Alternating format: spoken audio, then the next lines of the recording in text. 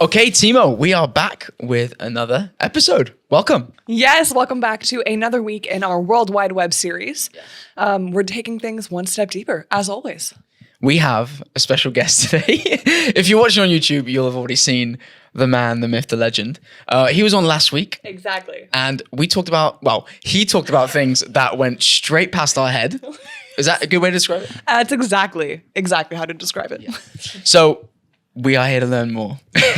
Josiah, I just said your name. I just gave away. But who are you, mate? I mean, I know you introduced yourself last week, but just for those who weren't there. So I'm Josiah. I was here last week. I've worked a lot with the technology world, I guess. I've been very interested in it in a long time, but I wouldn't say I'm any professional or anything, but I do really enjoy it and really enjoy looking into the deeper and back end kind of parts that are usually hidden from what we see in the frontal part. So yeah. Yeah. So that's what we're really wanting to do today is dive into those kind of, we call it the behind the scenes, if you like. The things that like, I don't know, I think you gave us percentages last week, but just the 90% of the things that we don't see, I guess.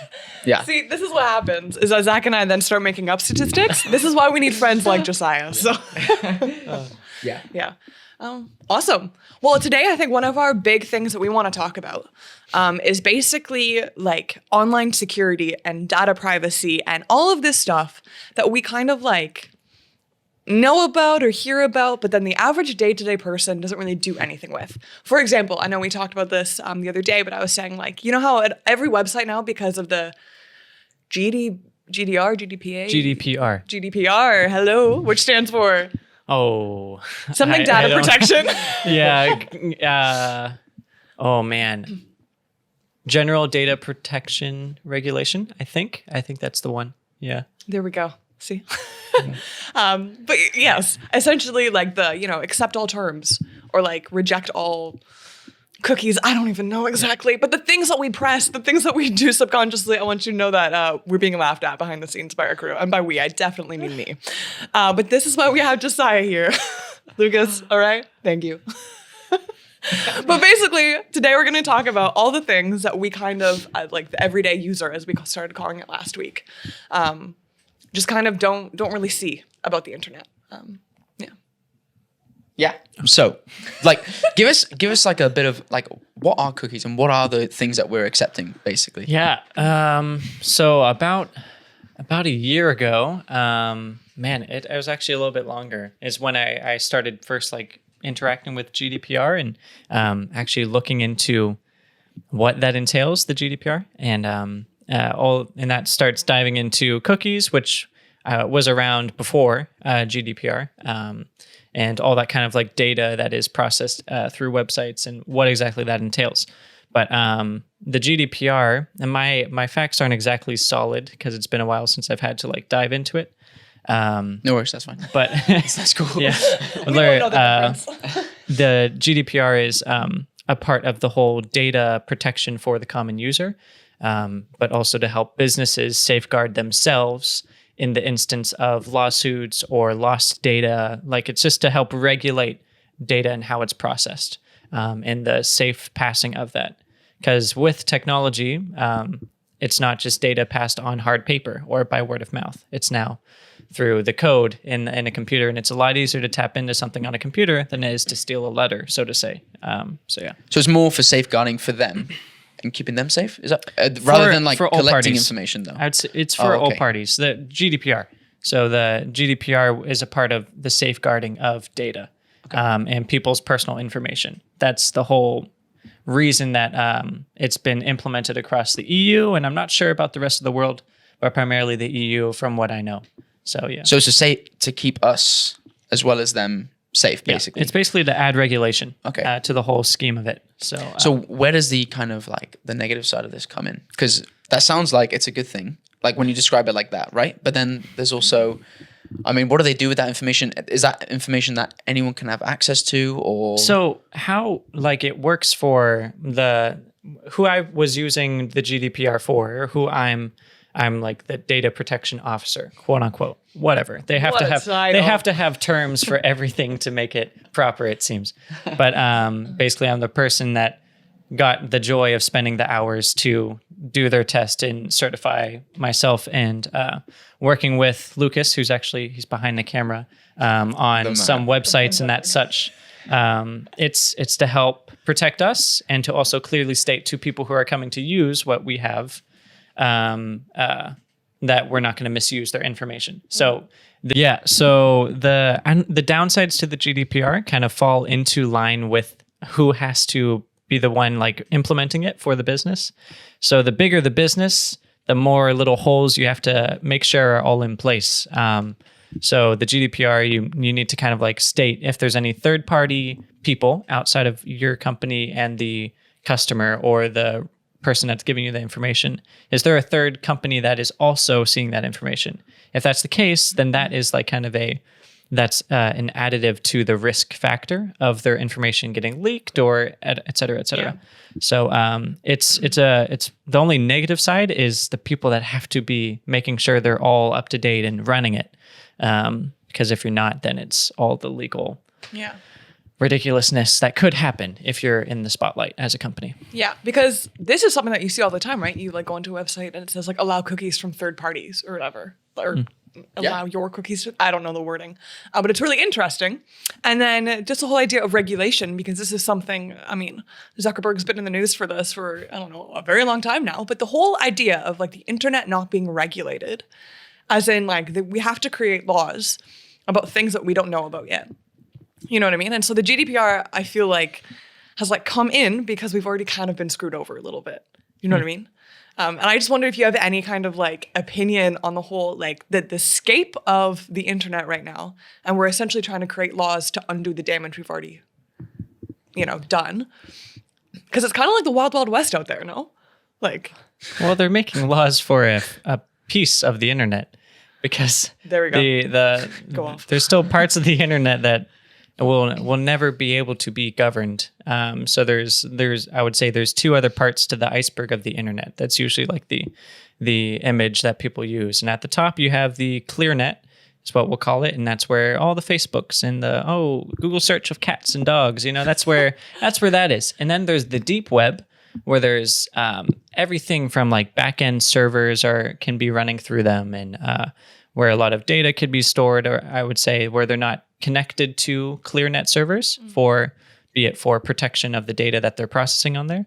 But also in the deep net, there's more stuff that kind of goes towards the devious side, or towards the kind of journalist freedom side, where they're trying to talk about stuff in countries that are trying to inhibit their speech. And then there's the dark net. So amazing. We're going to get into all of that. But because this episode is supposed to be talking about these for the person that maybe doesn't really know like anything about this, just literally uses Facebook, can you explain to us what a server is? Yeah. I'm thinking for my grandma. It's kind of, it's broad. So it can be very broad. I would say once again, I speak in everything with an amateur voice. I'm not exactly this is what we professional. need, because it's confusing when people use big words. Yes. We don't get it. But like, for instance, a server, Facebook has probably, I think thousands is the right term for it, of servers where they're storing all their data for Facebook, or the Meta conglomerate of apps now. So with, and I'll use apps because that's like my easiest accessible comparison. Every app will have its backend API or like app interface stored somewhere. So there are places like Amazon that offers, I think it's Firestore, or something of the sort, is their cloud server that you can use. So you can rent the server and store your app's backend and like everything basically off of their servers. So they'll have servers somewhere in a warehouse, wherever Amazon has servers, and that's where your app will be stored. But a lot of big companies, most companies will have their servers in their in-house servers, where they can safeguard them. They know who's touching the servers, et cetera, et cetera. So a server is just a computer, basically, that is generally run on Linux because of how lightweight it is and less problematic. But there's tons of Windows servers, there's Mac servers, but it's generally Linux and some Windows. where the data is held, basically. And the ones with the Amazon, is that like accessible to anyone, or is that they must have some kind of, I don't know, safeguarding thing it's around? like you rent like how I look at it. I know Lucas has used it before, and it's one of the options I'm looking at. But you will pay for a subscription of gigabytes of storage that your app might take up. If you think about Messenger on your phone, every message that you send is another message stored in that app on your phone. So it'll grow in size. So you pay for the amount of gigs that you want to be able to be stored in your app at this server. Right. Because it's all somewhere. That data is all hard, quote unquote, like hard stored somewhere. So okay. So it is protected then to a certain degree, to an right? extent. And a lot of people are opting for these Amazon like subscription app services, especially small dogs in the game who can't just pay for industry servers to store all their stuff because it's cheaper, and you're backed by Amazon's regulations. So if Amazon has an issue or their stuff gets stolen, they'll cover you because it's on them. Right. So there's that in play. So in terms of like people getting information and like finding out more about us, I guess, online, it's not done through things like that, right? Like there's no way people can access, I guess. No, you don't log on to a server. Right. Okay. No, yeah, Okay. it's usually closed networks. Yeah. All right. Switching this a little bit, but data points. Data points. Data points. Okay. Data points. Okay. We all have this thing because we're talking about like our online security and everything. That everyone says that like your phone is listening to you, right? That we've learned is not true. Well, yeah. Well, actually, it is. Okay, it's not completely true because me and Josiah were chatting this morning. But yeah, actually, I'll let you explain. Yeah, so that's a like kind of yes, but no kind of situation wherein if you enable a phone or if you enable an app to have access to your microphone at all time in background, like there's different levels. I haven't used an iPhone for a couple years, so I don't know if they've changed this, but there is different like permissions. Hold up. We're gonna pause you there real quick because you've got a sick new phone. What have you got? Tell people, man. I got the new Samsung Galaxy Fold 3. And it's proper. It's like a tablet that folds. Honestly, it's sick. It's pretty great. It is good. Yeah. Yeah. Anyway, just they're so cool. But anyway, I'd like you to know that Kaylee behind the screen here is cheering hot dog phone. It does look like a hot dog. Yeah. What? Once again, if you want a reference for our technology background, this is it. So. it's it does look like a hot dog, but Yeah. it's flat screen. But Yeah. just I feel like we need to clarify that. I don't know. Oh, yeah. It's obviously not curved. Anyway, It'd be totally interrupted you, mate. Go on. But yeah, Carry on, so you can grant app permissions if you choose to look into the settings to like whenever I open up my WhatsApp and I want to make a call to someone on WhatsApp, it's like allow access to microphone always while the app is being used. Thankfully, there used to be an option where like and some apps do have the option where it's just constantly has access, period, in the background. But now there's been more of a crackdown from the Apple and Google side to help limit the kind of eavesdropping that can happen from apps. So you can allow it at all time when the app is on. So if you have WhatsApp open, or if you have it in the background still open, but you're on Instagram, they could still just tap into your microphone if they wanted because you gave them permission. Or you can have it only on this time on that instance of using WhatsApp. Once again, it's still on as long as you have the app open. Or you deny it. And that means they legally shouldn't be able to enable the microphone. Doesn't mean they won't. So that's, yeah. Because like I don't know if WhatsApp can listen, right? Like how would I find that information out? So legally they might not be allowed, but they totally could just be listening to what I'm. You kind of fall under the hope for big businesses being checked by the government. So businesses like Facebook constantly under heat with the government and being checked. So you can kind of rest assured with a company that big that they're going to be careful to not be doing that. Okay. But also, I mean, there's no way for you to know if they're not listening or not. But generally, they're not just listening to you 24/7, because that's also data that they have to store somewhere. And is that necessary for them? Is that useful for them, etc. So you talked about like managing like what we allow the app to do, right? So we can technically not allow them any access, right? Yeah. Is it simply because, you know, when you start a new app or you do an update or something, allow WhatsApp access to your mic, stuff like that. When you click yes, you're not just allowing access like to use the mic, right? It goes much more than that, right? Like, no, you just allow access to use the mic. so it's literally just that. Whenever the app is being used. On Android, it explicitly says while the app is being used. I Okay. don't know what it is for iPhone. Sure. Does that? Yeah. Yeah. So, when it's being used, so that, what does that mean? Like just when I'm literally sending a voice note or something? yeah, so when I have WhatsApp open and I'm using WhatsApp, it's enabling the microphone for use. So when you're on a call, so they can use the microphone. Okay. But also when you like swipe away the app, you don't close it, you just swipe it away and you go to another app. That app is still running. So it still could use the microphone. This is where paranoia is where paranoia can set in. Right. But this is what I mean. So you don't necessarily need to be using the mic for them to have access to the mic. Does that make sense? Right. Yeah. Okay. So so that's how they can kind of hear things. That was more for me to understand what you're trying to say. That's just taking mental notes so you can go to his phone settings right after this. I mean, Well, the thing is, I don't know if I would actually do that. But there's like next to no phones where you enable or disable the microphone. The microphone's just hardwired on. Yeah. It's part of the hardware. So Right. there is a phone. It's called the Librem 5, where there's a kill switch for the microphone. But A kill switch. That is so hardcore. it's just So, a flip. there actually, you go. but Okay, well, it's just a dramatic word. that's okay.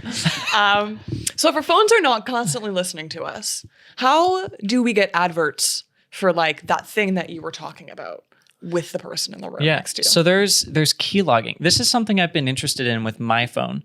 So I, with the keyboard, and once again, I can only speak from, because I've dived into my Samsung phone. Every phone is different in how it's going to work. So I can speak confidently with my Samsung phone, but I can't necessarily speak confidently with iPhone.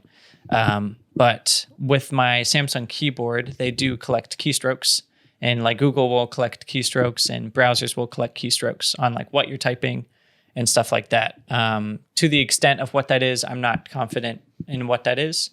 But if you are typing in the search box in your Google Chrome browser and you're logged into your account, your Google account onto it, like most people are, if you're using Google Chrome, then your Google account that's also logged in somewhere else, it still has that info that you were typing in on your phone. So you might get an ad in that Google browser on your computer because you were searching it on your phone. So that's kind of like where that's linked, because it's the business of advertisement and data consumption. Blimey. Yeah, that's cool. So, like, aside from kind of that, like, that kind of way of people knowing our information, like, what are the other ways people, like, know more about us, I guess, through, like, websites and stuff like that? Not, is it just cookies and access to mics, or is it, like, is there another more to thing it? that some businesses are really tricky with, like Facebook? If you log into your Facebook on your phone in your browser, and you don't log out of the Facebook in your browser, Facebook is still just going to follow you around your browser. And so there's a lot of add-ons now, extensions that you can put into browsers to compartmentalize cookies so they stay to one account, so they don't cross-track you. But if you log onto your Facebook, they're just going to follow you around their website unless you disable that. So wherever That is you're mad. searching, because on their end, you gave them the permission and you didn't stop them because you just left them logged in. So it tends to be an ethically gray area. no, isn't it, right? Because unless you're thinking about it, and unless you don't have the argument of, well, they already know everything about me, which is silly in my opinion. I've used that multiple times. Yeah, because you type something new every day, so there's something new to find out every day. But it'll just keep following you. So That's crazy. Yeah. so Do you think then like it's wrong that these apps are like quote unquote following us if we have technically given them permission? Well, I mean, in the technicality, no, because you've given them permission. So, and also this is just the issues with a new business, like the business of online data. This is a new game that we're looking at in the past couple decades, max. I would say past 15 years max, that the whole like advertisement and data has really been hardcore on online activities. So this is a new thing, and bless the people in government, but they tend to be a little bit slow to catching on to this stuff. As I've watched a couple of the U.S. senators and stuff. Yeah, I just have a funny side note. I was listening. I don't know where I was listening to it, but in some sort of there were like the Senate and this guy was trying to ask this girl. I don't know if it was Francis from the whole Facebook files thing. I don't remember, but he was basically like why aren't we banning Finstas? And she was like, this is not the problem. If you don't know what a Finsta is, it's just like a fake Instagram. It's like a private Instagram account. Usually it's just like embarrassing pictures of yourself and your friends. And it was hilarious. It was just this old guy being like, well, why aren't we banning Finstas? And I was like, come on, people. Even I know that's not the problem here, you know? Yeah. Sorry, that was just my side note. You can continue. Oh, I didn't know if I was continuing. Oh, I think I was set. Then we can ask you another question. So, You go for it. so I was just saying, like, obviously, technically, it's okay, but again, like, you know, like your everyday users, which I love that term, by the way. It's like everyday. It's like everyday athletes. It's like we're not educated in this area, so really, like, technically, it's okay, but we haven't got a clue like what we're accepting and not accepting, right? I feel like it's. I don't want to back big business, but well, I won't. But to back like the side of they aren't doing anything shady. The big dogs that we're using Facebook, they aren't. Like every time I reinstall Instagram on my phone, I know my certain settings that I'm disabling in it. Like every time you install Messenger, they have the always like see who's online thing, which I don't care about. But like also when you have that enabled, you're visible for everyone else to see if you're on your app or anything.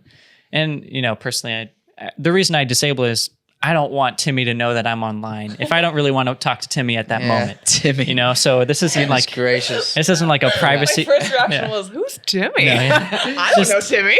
Just a no name. So, but so that was for obviously different reasons. But if you don't have the know-how or like the awareness or the concern about privacy, then you'll just live blissfully not thinking about it. But also we're kind of conditioned by these companies. Like the new Google Pixel, I love their new advertisements because it's like the phone that like gets to know you, like it learns you, which it's advertised as a really cool thing, which it is. Like deep learning and AI it's a very cool thing, but it's just learning about you, right? And then it's storing information about you and your little profile and it's analyzing human behavior now, which is fine when a person, you know, maybe like an anthropologist studies cultures and things, but I think that's creepy for technology to analyze us. But the other side of the coin is some people think it's just great to have a super convenient phone that knows what they're going to type before they're going to type. So I think it's just when the phone is being used, like that information isn't being used just for the phone to get to know me. It's being used for other the phone things. is That's when the issue phone comes is in, being used by companies to use you. Yeah, as opposed to you're using just the phone knowing me. It's more than that, you know. Yeah. But I think like I agree. Like really, it's big businesses. It's not like they're doing something wrong, so to speak. No. But it's more just like our education. We don't know what we're like signing up for. Yeah, there's a large hole when it comes to people caring about their. Because we protect our social security numbers for Americans or our you know citizen cards. We protect those because it's us, you know. And if someone has that, they could be us in that moment. Like if someone takes your passport and is able to do some whatever spazzing up with their face, they could pass as you through an airport possibly. You know, we don't put that same weight with the information we type into a website. Or how we search things. We don't think that's the same level as identifiable parts of us in the real world. So just as we talked about the metaverse last week, blurring the line between augmented reality and that blurs it, but like between fake and real life, we've already been throwing our real life information online, but we don't look at it like that. We keep treating it like an app where we just use it. But really, we're putting all of our information on that app more so than we are in a book anymore. So, Well, Did you have a question? I know earlier I stole. yeah, you did.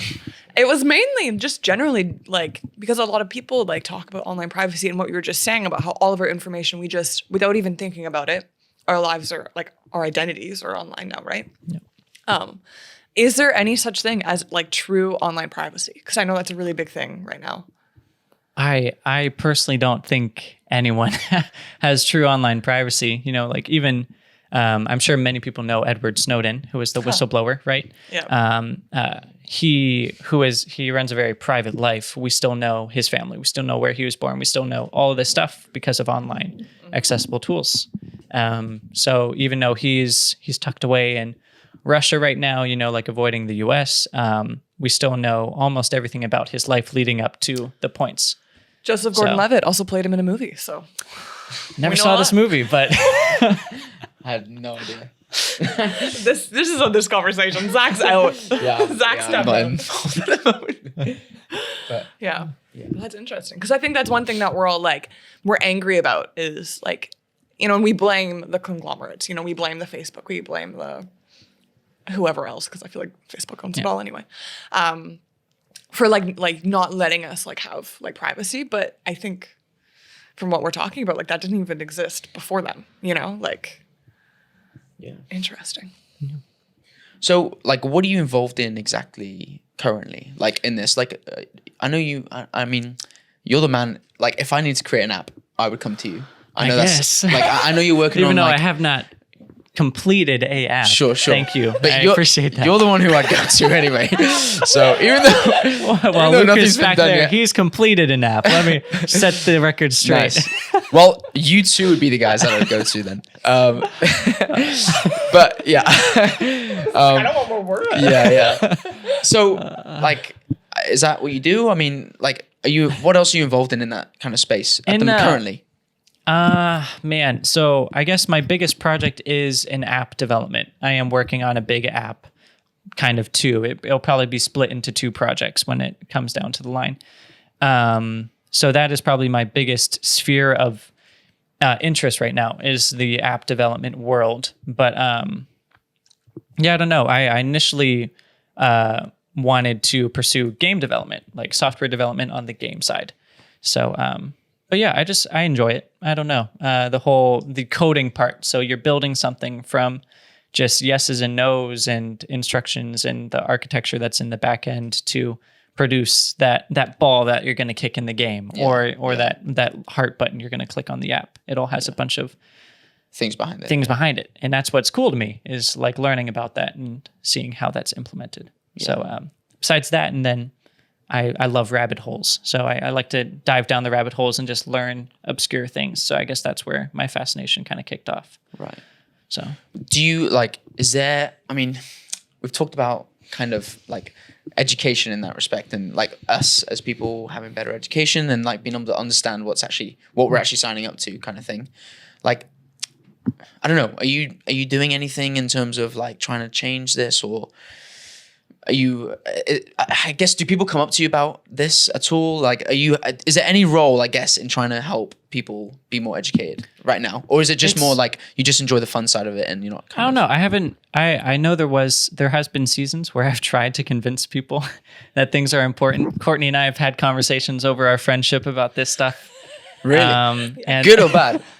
Well, not like an argument, okay. you know, like sorry. we just discuss it. Sure. I have very strong opinions, and I mean, she would have her different opinions, and I think change constantly. Yeah, I feel my thing with it is I don't know how to communicate the importance of something like online presence and what that entails to people who just are already okay with it, like with their whole lives being in the hands of multiple companies.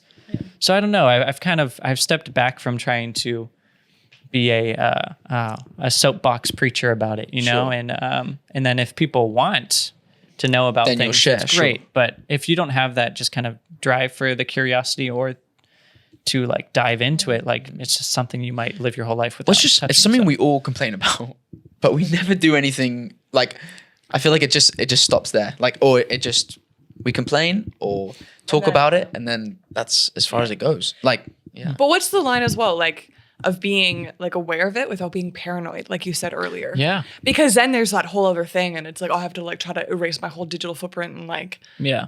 which is impossible, right? No. Yeah. It's I think it would be next to impossible to delete your digital footprint without the.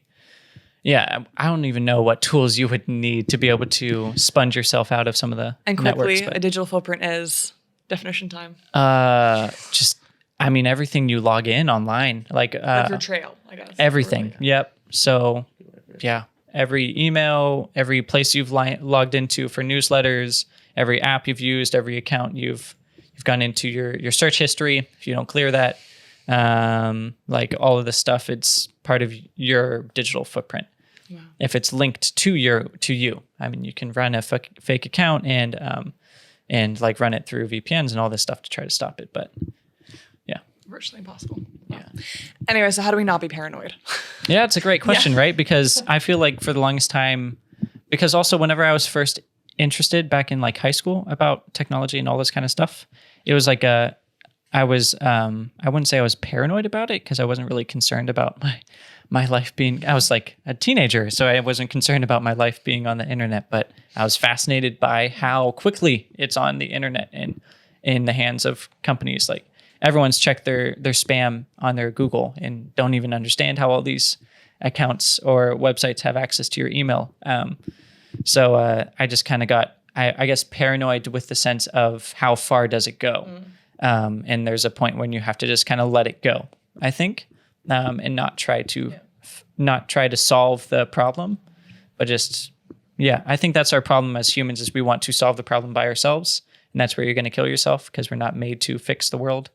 So, but just trying to see what you can do in your day to day is kind of the first step. Like, for instance, stop using Facebook. But here I am still with the Facebook account, like, so. Well, you can't get away from it. Like you kind of need it. Well, I for guess the we things can't, like, but yeah. like, I mean, but like what I mean by that is like, friends are on there and family and whatever. They're smart. That's actually probably the biggest hindrance is family, isn't it? Yeah. Because how do you convince your family to, why don't you get off the social platform that you've been using your whole life and message me on this obscure app called Signal?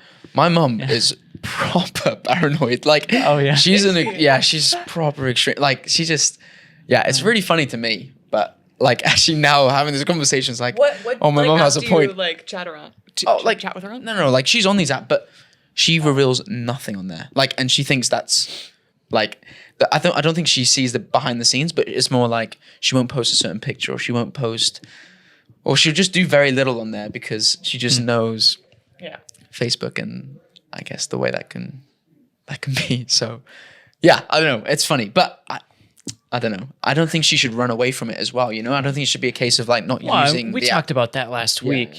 Where and that's where I'm at is like I'm not going to stop using Instagram because I know how ridiculous the privacy is with it. I still need to use it as a tool, and I'm going to use it as a tool. And there's no way around that. Can I just log into my Instagram and take it off my phone and leave it on like a tablet at home? And so it's just only on my tablet. So it's not in my pocket following me everywhere I go. I could do that. Yeah. But I'm still going to use it. Yeah. At the end of the day. So now I guess super practically, right? Because we don't want to be paranoid like your mother. Shout out to your mom.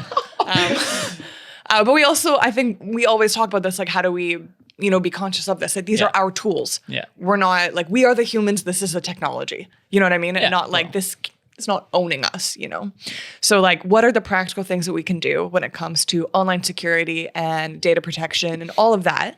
Like for example, like when I log onto websites now, instead of saying like, oh, accept all like cookies or whatever it is, I will literally every time, and it's so annoying, but I will go in and say manage, and I'll put like, make sure it's just like only necessary or whatever, and say accept. Yeah. And I hate it, but I also kind of feel like, wow, yeah, like I just saved that. Like, but does that even make a big difference? Like legally they need to abide by what you are putting in there. But does that protect, like that protects me? Yes. Like more? That protects the user of the website. Yeah. Okay. Yeah. One thing you can just do is stop logging into your Google on the web, on where you're going to just do random searches, because that's just going to be added to your Google account. So that's one thing that people think is a super inconvenience, but I feel like it's a pretty easy answer is to have separate browsers on our computer. So I have a couple versions of Firefox because it's my favorite browser. But like one where I just do general searches, and I have a bunch of extensions on it that are super extra, but they all have a purpose. And so then that browser, I'm pretty confident I'm not trackable. Like it doesn't know who I am. I'm just searching about cats, and that's all they're going to see. But then I have another browser where I have all my emails, my banking, and all that stuff. But they don't overlap. Right. So that's just it's a very simple practice to just separate things so they aren't connected at the foot. That's smart, but also very hard to untangle once you're already in. Yeah. But also, you give me a lot of crap for having Safari. Is that just because you hate the browser, or because Apple is sucking all my identity from me? So I got frustrated with Safari when they started not supporting an add-on that I really enjoyed. So this is just personal beef. Yeah, it's just personal beef. This whole time I thought I was like selling honestly, my soul. I feel like Safari it's a well-built browser, in my opinion. I like it way better than Google Chrome. It doesn't devour the processing RAM of your computer like Google Chrome does. I don't know why it still does. Google could fix it. They're smart, but they haven't. But Safari is great, except they just don't support a great add-on. I am glad that this is now on film and has been recorded. Okay, thank you. Okay, hear me out when I ask you this. So, like, with the information, right? We say we're protecting ourselves. Like, we're just stopping them from finding out more about us, right?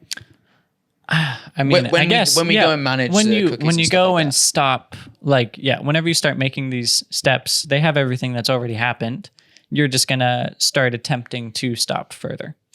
Also, I feel like this also should be said. Like, we've been talking about it such on like a, I don't know, like micro level, or just kind of like in your day to day, like using or whatever. And like, oh, like we don't want them to like know anything really about me. Like, I don't want them to know where I live or whatever. But this has been used in really nefarious ways, with like election rigging and like, right, like the whole thing, and like Russia using our or the data in the like U.S. 2016 Cyber warfare election is a or very whatever. real thing, but I can't exactly speak confidently on when it's been used, how it's been used. But this is like a bigger thing. I think this is a new age of warfare. If we're going to be dramatic and use that word, it's a new age of warfare. Just like how we just found our title. Yeah, we did. I know.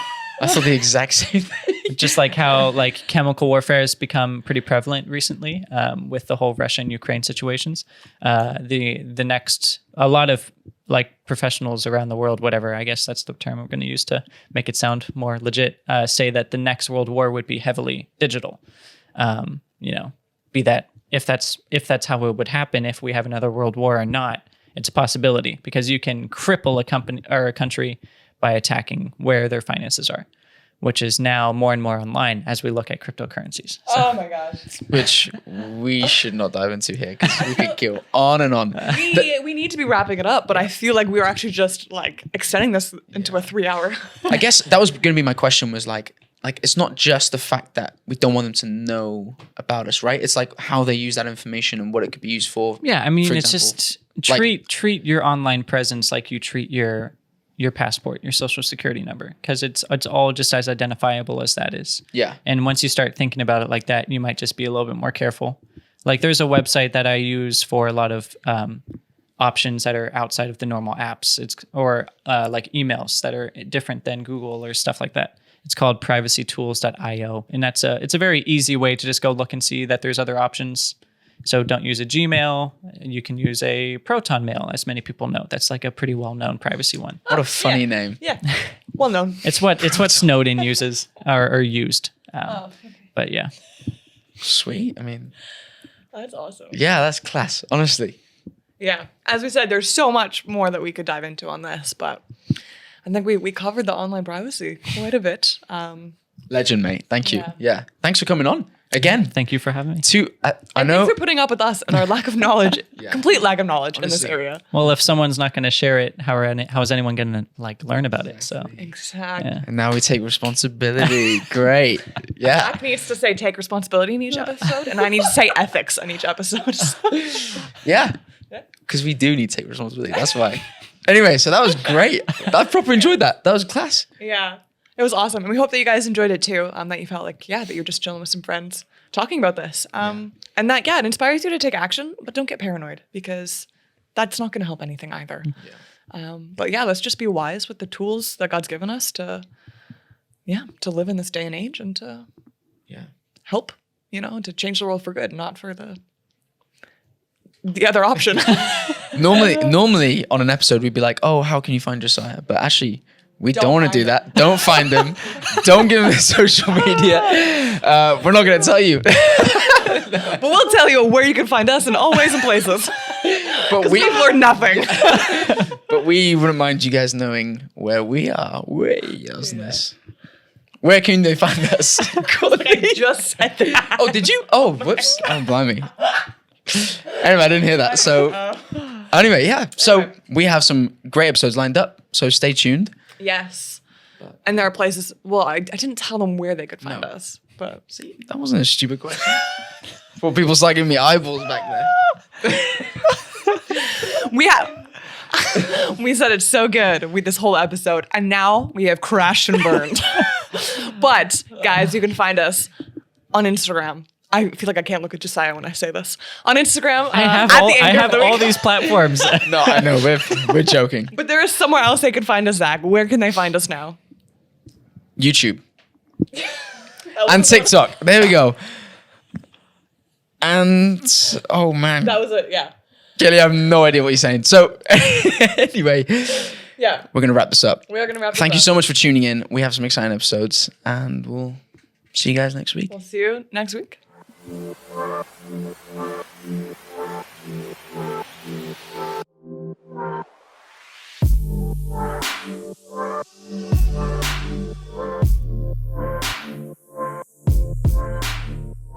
GDPR is like an oversweeping idea, or tool set, I guess is the term I could use.